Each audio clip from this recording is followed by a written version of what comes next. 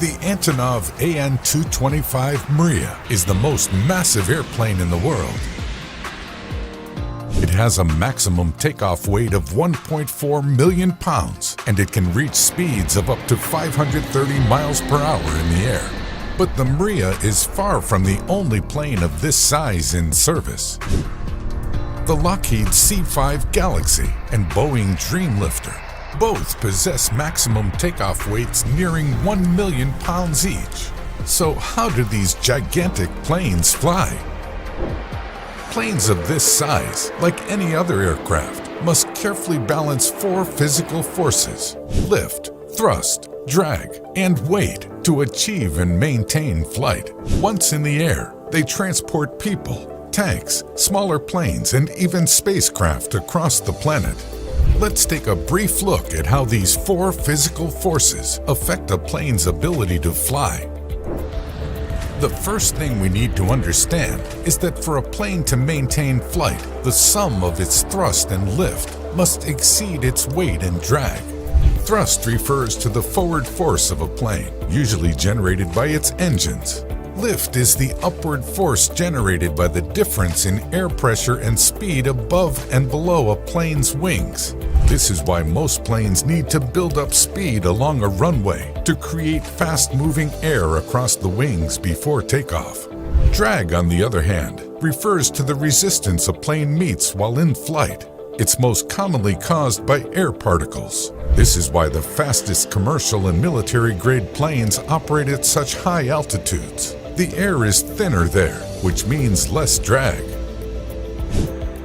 Now, when it comes to weight, the last main force in play during a plane's flight, it took a significant technological breakthrough with the introduction of turbojet engines to allow plane designs to transform from this to this.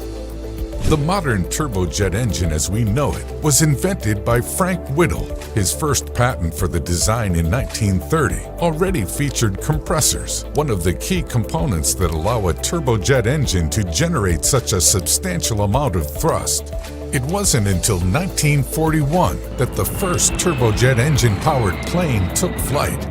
A turbojet engine has 3 main components: a compressor, an engine, and a turbine. Air is drawn into the engine through the inlet, then compressed and heated by the compressor.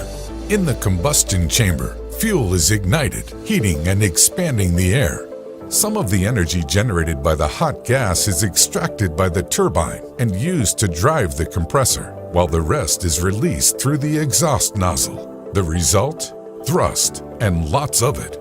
And for large aircraft, this was absolutely essential. Larger planes would often utilize 4 or more of these turbojet engines to generate thrust. While engineers initially saw this breakthrough as a way to design and build exponentially faster planes than ever before, they quickly realized that these engines also made larger, heavier planes possible.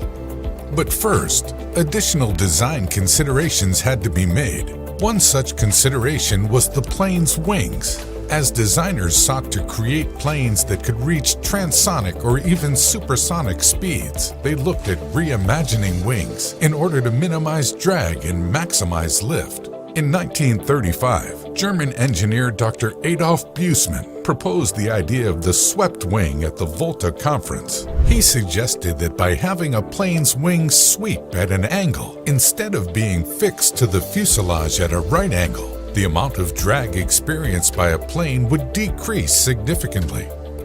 Even though he was initially laughed at, his idea would later revolutionize aircraft design. The AN-225 also famously had the same design.